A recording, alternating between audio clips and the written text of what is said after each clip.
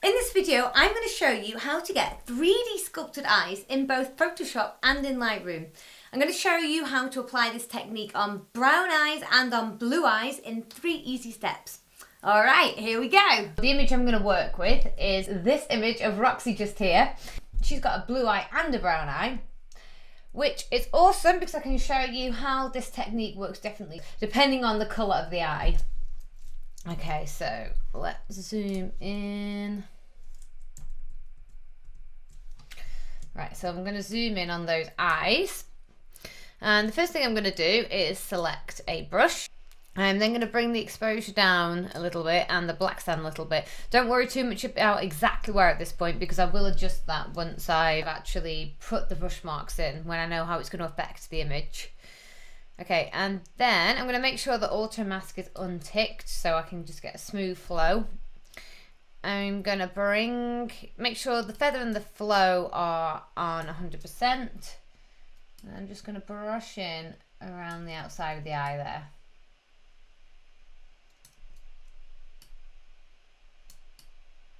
Okay, so you can see already just on that one eye there, it's really starting to sculpt it. And then for the lighter eye, I want this to be a little bit of a subtler effect, so I'm going to bring the flow down just a little bit. I brought that down to 65 because this, I know from experience, is going to need a little bit more building up. And you've got to be careful with lighter eyes, with blue eyes on dogs. Sometimes you don't want to burn out or burn in the details too much. It's got to be much more subtle. Okay, so I've just gone around the rim of both of them there. I'm going to turn that on and off. There you go, you can see. You can see here it's looking a little bit dirty, so I'm just going to take my raised brush and just take that little bit out there. Okay, so you just want to keep watching the image and adjust as you see fit. Okay, and then I'm going to go back to my brush. And I'm just going to fill in the centre of the eyes as well because I want those to be super rich with blackness. Okay, so I'm just going to turn that whole thing on and off. There you go, you can see how already that's just starting to create a little bit of definition around the outside of the eyes. Okay, so then the next thing I'm going to do is select a new brush. I'm going to hold down Alt and hit reset just at the top here, not at the bottom because that resets the brushes themselves. And this time I'm going to be painting in the irises, so I'm going to push the whites and just lift the exposure a little bit. Okay, and get the appropriate brush size and then just brush in on that lighter bit. Okay, and then I'm going to get a new brush for the blue eye, and like I said before, it needs to be so much more subtle.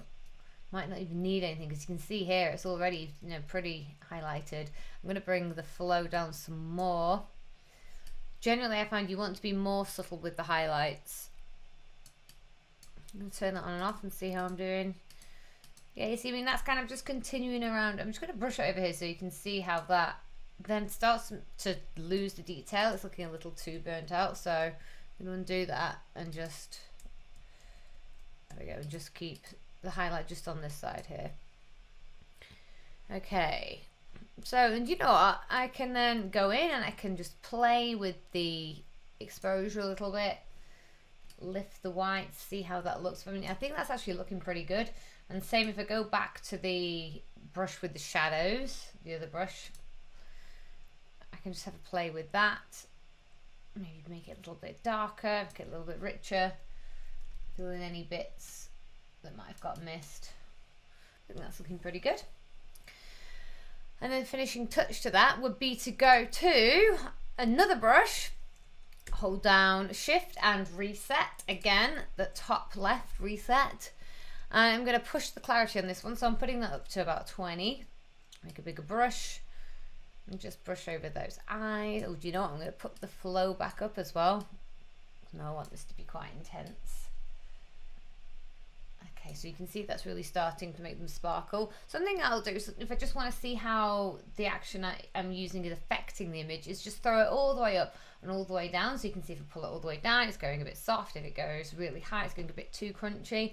And then you can kind of judge whereabouts you want it to be. So I'm actually going to put that right up at 50. And her eyes just pop that little bit more. Turn that on and off. Yeah. Oh, you beauty, Roxy. Okay, so that's how you can apply this 3D sculpted effect in Lightroom. Now I'm going to open this image up in Photoshop and show you how to do exactly the same thing in that. I'm going to right click, edit in Adobe Photoshop, and wait for it to open up. So now we have that same image in Photoshop.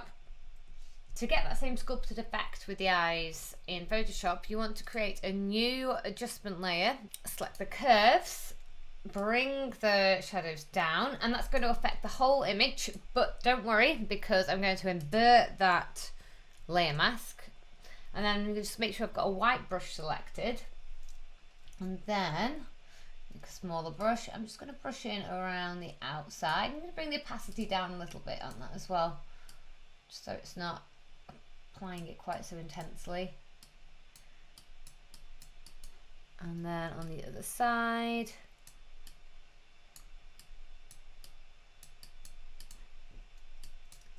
and again, just being careful to only brush out into the outer ring of the iris, so you're essentially just building up those shadows where they already are. You can go 100% on that, just on this very edge, and then in the very center, because we want the pupil to be totally black in the middle.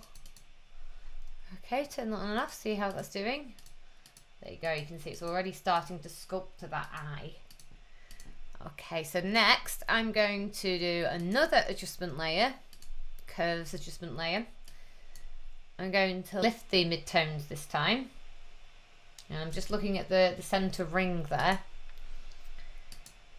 because that's the bit that I'm going to be affecting, and then I'm going to invert that mask, set my brush tool again, make sure I've got a white brush selected, and my flow's down at 62%, and I'm just going to brush in, like a slightly smaller brush, just brush in along that highlighted edge, and you can see that it's just picking out all those highlights and making the eye sparkle a little bit more.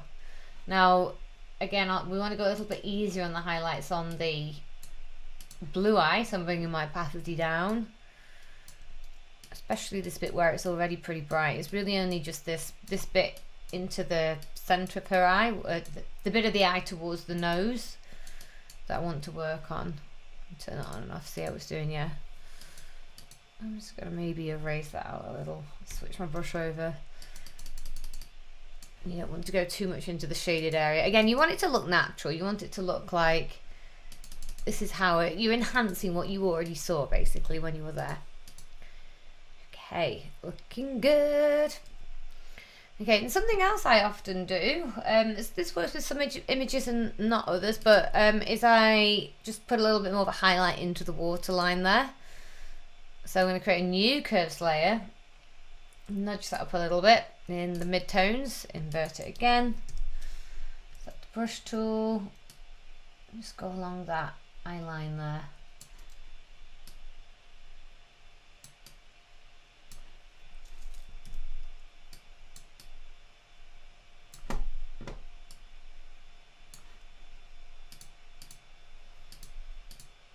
Just creates a little bit of definition. So now I'm going to select all of those layers, Command and J, and then Command and E to flatten them all down. And I'm going to do a high pass filter over the eyes. So I'm going to go Filter, Other, High Pass.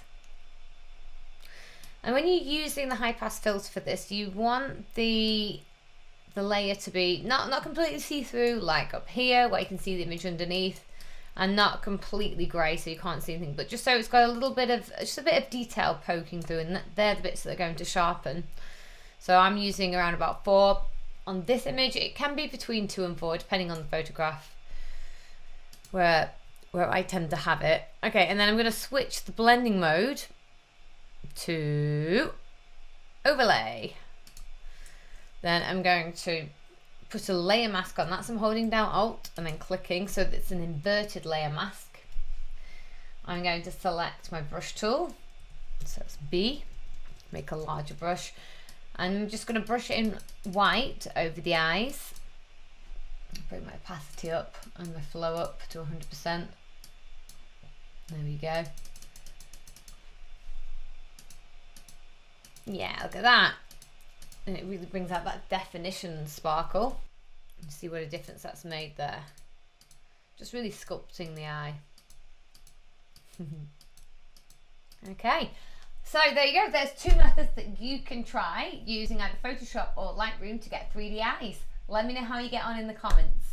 Be sure to subscribe to this channel and hit the notification bell so that next time I post a dog photography tip video, you'll be notified. If you found this video useful and you're feeling abundant, give it a thumbs up. Alright guys, I'll see you next time. Stay safe out there.